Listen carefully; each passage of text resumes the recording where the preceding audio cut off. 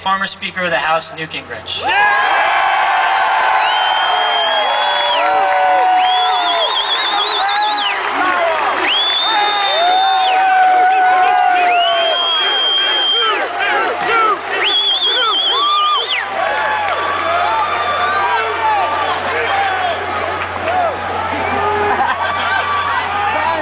Thank you very much, Kellen. Callista and I are honored to be here tonight. I want to revert to my role as a history teacher for a minute.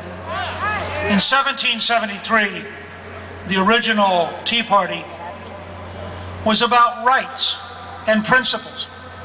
You know, the British had done a very clever thing. And by the way, nobody on the New York Times editorial staff has a clue about this. Because they're so ideologically bigoted, they can't afford to read history. Americans started something big, but here I have two challenges for you tonight. One immediate and one long-term. Because the Tea Party itself was a symbol and a beginning.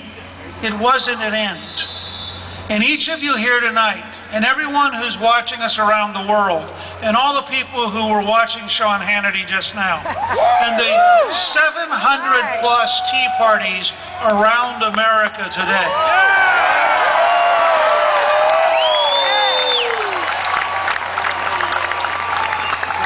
I hope we'll decide to do two things. The first is immediate and practical.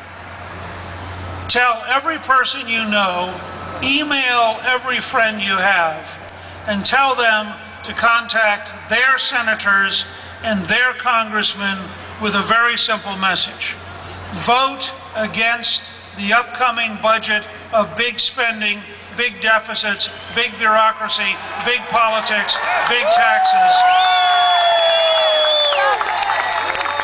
Or, before 2009 is over, we will find a candidate to oppose you, and we'll find them in the Democratic primary, we'll find them in the Republican primary, we'll find them wherever we have to, but you vote against America's future, we're going to fire you, and the way you fire people in this country is you run them in elections.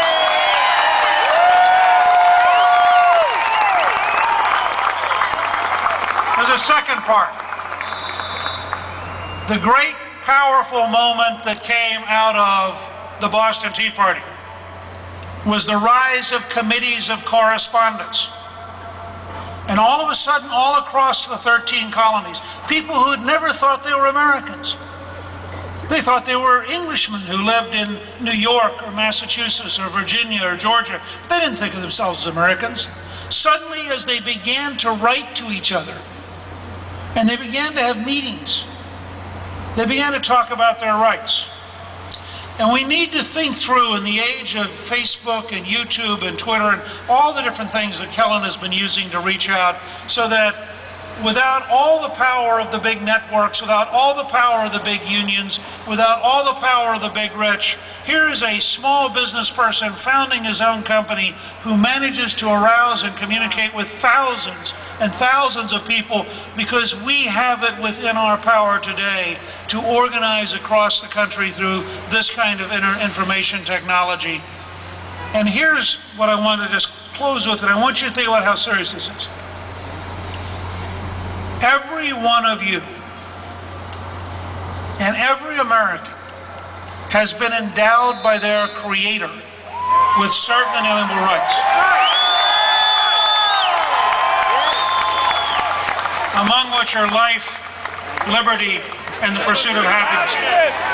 And that means, literally, unlike any other country in human history, we believe in our founding document, and Callista and I showed it in a movie called Rediscovering God in America, so we could have an argument with our friends on the left based on fact.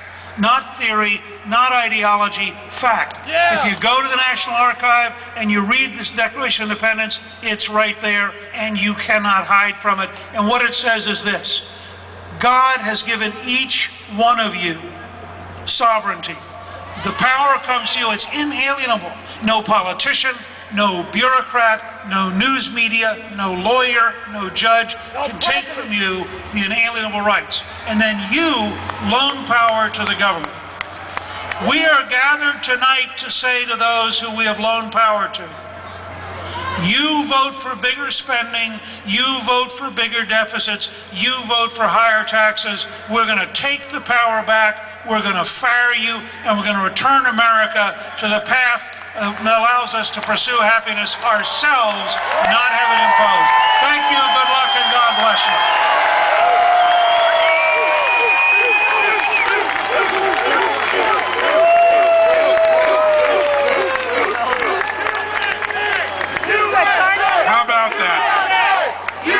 USA, USA, USA, USA.